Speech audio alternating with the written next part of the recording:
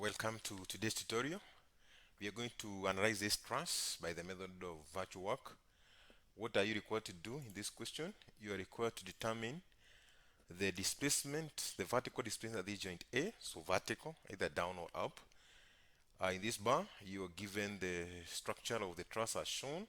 You also told the cross-sectional area for all the members. Each of the members is 600 millimeters squared. And material property, Young's modulus is given as 200 gigapascals. And you also given a moment of inertia. Use the method of virtual work. So if you are smart at this stage, you should know that for a truss, we are more interested in axial rigidity. So A and E. So I is not necessary for this question. So let's dive in. But before we do so, you need to subscribe to this channel. We are preparing very important materials here, and I don't want you to miss any one of our sessions that we are sharing here. So kindly subscribe, like, and share, and activate that notification bell so that every time I upload a video, you'll be notified. Good.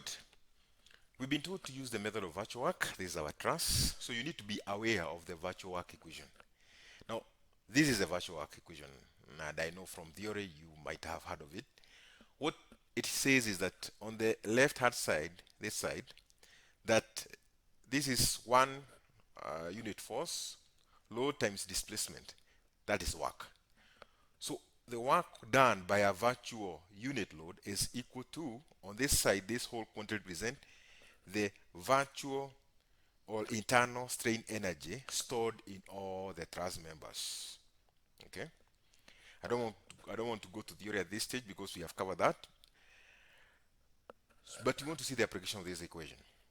So for us to be able to apply this equation, we are going to determine all these quantities. The small n, capital N, L, and AE. A and E are given. Small n, how do we obtain it? We remove the loads applied in this structure, and we apply in the point where we want to determine the displacement, in this case node a unit load in the direction of the applied load. So we are applying a unit load here. Then we determine, either using the method of resolution at the joint or the method of section, you determine the normal forces. That is N. N is the normal force or the axial force in either of these truss members. Capital N is the same. The axial forces when now we have the actual load here, 5 kilonewtons. Then of course L is the length of your truss members. So we start with simple things first. Member lengths. There are those which are given outrightly. For example, length AD is given as 3 meters. This is 1.5 plus 1.5. Length BC again, this is 1.5. These are horizontal members. What is not given explicitly are the slant or inclined lengths, AB and AD. And as you can see, this is a right angle triangle, so it's very easy to determine these lengths. With right angle triangles, it's very easy to determine the lengths because this is angle 90. So use Pythagoras theorem and you'll be able to get AB, which is equals to BD is 2.5 meters. So you have the quantity L for all the members. Number two, let's get the real member forces when the force of 5 kilonewtons is applied. Usually, when I'm given a structural problem with loads, I want to understand all the forces that are acting on that structure. So I draw a free body diagram showing the reaction and the externally applied forces. In this case, this was pin joint and this is still pinned. So we'll have both vertical and horizontal reaction components in C and D. And then there is a downward force at node 5. Now, I would have gone ahead and determined the reactions in this support, which is okay.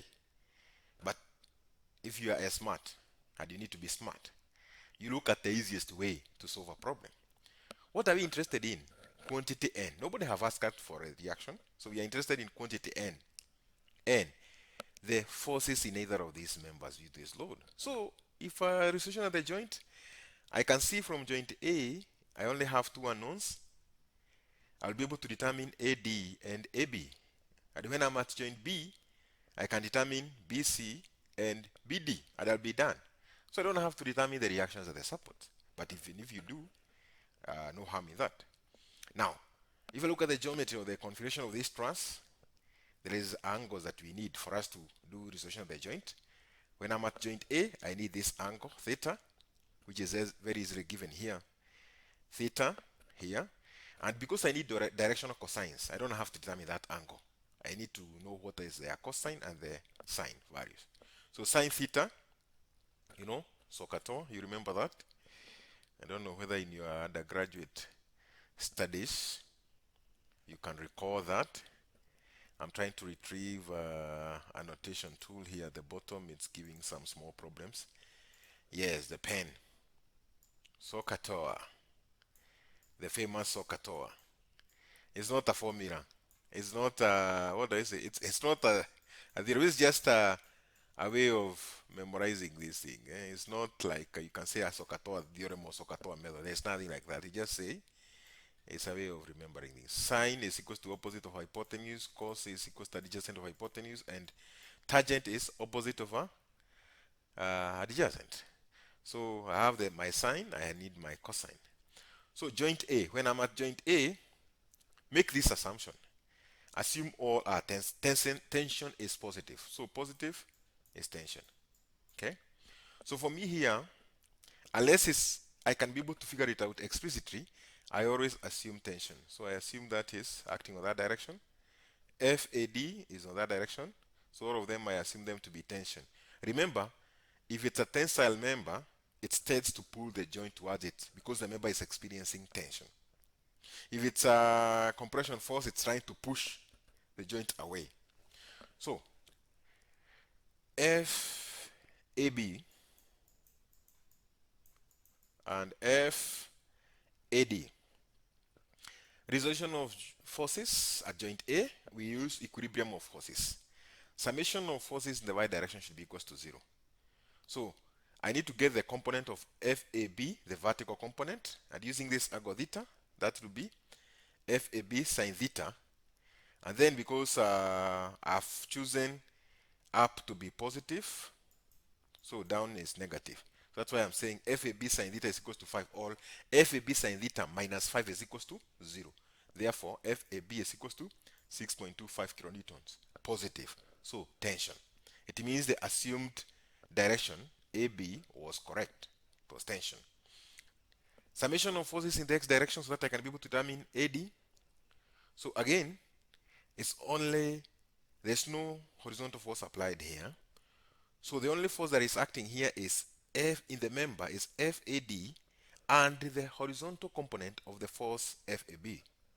So again, FAD, the direction that I have chosen, positive towards the x direction, positive x direction. So FAB plus, because this direction is one I'm choosing, FAD plus FAB cos theta, or FAD is equals to negative FAB cos theta. And then because I've determined FAB here, I substitute it here, minus FAB cos theta, which is 0.6, which is minus 3.75 kilonewtons. The negative signs means the essence of the force is compressive. So we have determined, using joint A, we've been able, using method of resolution of the joints, we've been able to determine the force in member AB and AD. Similarly, I can use joint B to determine the forces in member BC and BD. And that'll be done. Very easy. So similarly, use resolution of forces, equilibrium of forces, and then you resolve forces in the x and y direction. You are going to get minus FAB. Okay, why is it minus? Because already I've confirmed my direction is like that. I've assumed all the direction to be tension at the joint. So if it's tension, this direction is this, and I've in fact calculated FAB to be tension from joint A, so it means it's acting, its a vertical component will be acting downwards. So it will be negative. That's why this negative sign. So minus FAB sine theta minus the same case BD. Because of this direction, its vertical component will be acting downwards. So from the first equation here, we get FBD is equals to minus 6.25. minus meaning compression.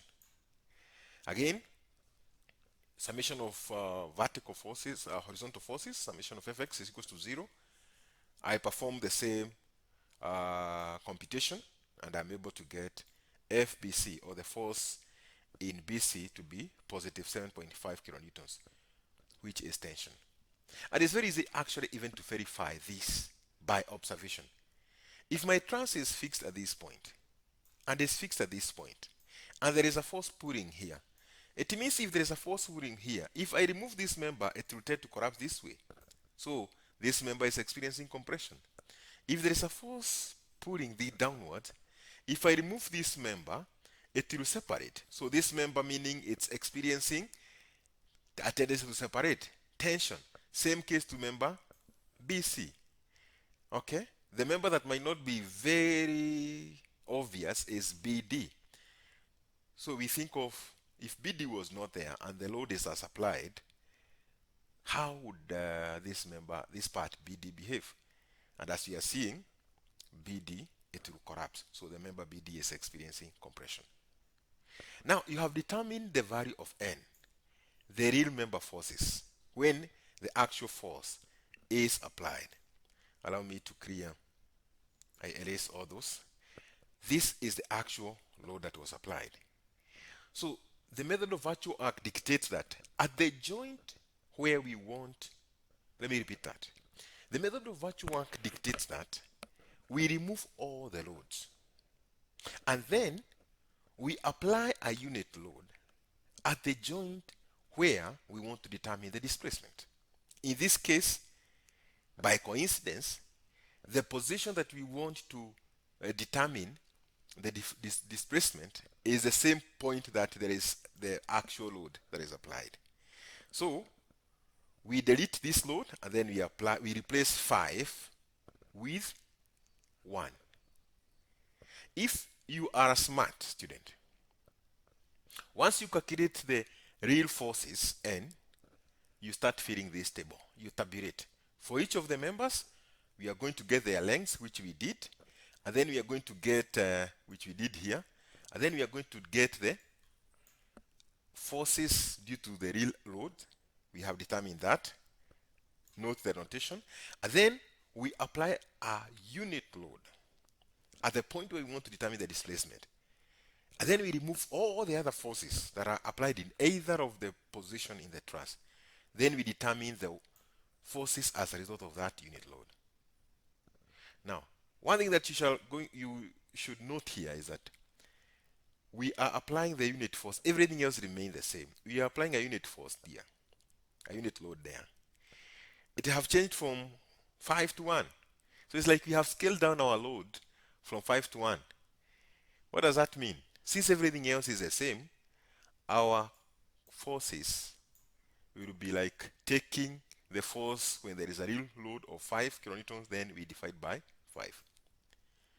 That is for a very smart student. But if you want to go the ordinary way, if you do not observe that, just do the normal resolution of forces at the joint. I've done it for you here. And you are able to obtain the forces at either of the joint in a similar manner that we did for the other, for when there is zero load. Once you do that, again, now your table is complete. You tabulate the forces, and then you determine the quantity N and L. Forces, units are very important. Be consistent with one unit. Number 2, sign convention. And we agreed, let tension be positive. Because, why is this very important? Because we are multiplying. If you change the sign convention when you have introduced a unit load, now you can see what will happen here. We might have different signs at the end here. So be very consistent with sign convention and also with the unit. This is kilonewton, kilonewton, meter. So the answer is kilonewton squared meter. So you just work out this table, n times small n times L, you get this quantity. And then you get the summation. Very simple. Then going ahead, we are going now to bring back the virtual arc equation. I don't know whether this one I had pointed it out that Yes, I had said 1 times. The unit load times displacement. Force times displacement is work. Is equals to the strain energy. So we have determined the component of the strain energy. The total is 64. Then area was given as 600 millimeters squared, so we convert that to meter for consistency. So we are multiplying by 10 to power negative 6. And then this was given in gigapascal, so we just make it to kilonewton per meter squared. That's why you are multiplying by 10 to power 6. So if you work that very keenly, you are going to see that now these quantities will start cancelling one another. So this meter squared will go with that, because you can see there's a division sign here. And then this kilonewton will go, we are left with 1 kilonewton, right? And then you divide through by this kilonewton on this side, 1 kilonewton, so that the kilonewton goes, we are left with meters. And the answer is, all this length, the quantity, in simple terms is 0.537 millimeter. That is the application of the method of virtual work. So go through that example. I believe I have explained it in the simplest manner possible without bringing in the technical jargons that are there in the derivation of this equation. But if you're interested in understanding how this formula is derived, then you can follow our channels and you'll be able to see videos related to that and other materials. So as always, this is your YouTube Professor Dr. Gathimba. Subscribe and follow, and share with your colleagues so that they'll be assisted just as you have been. Until the next video, it's bye-bye for now.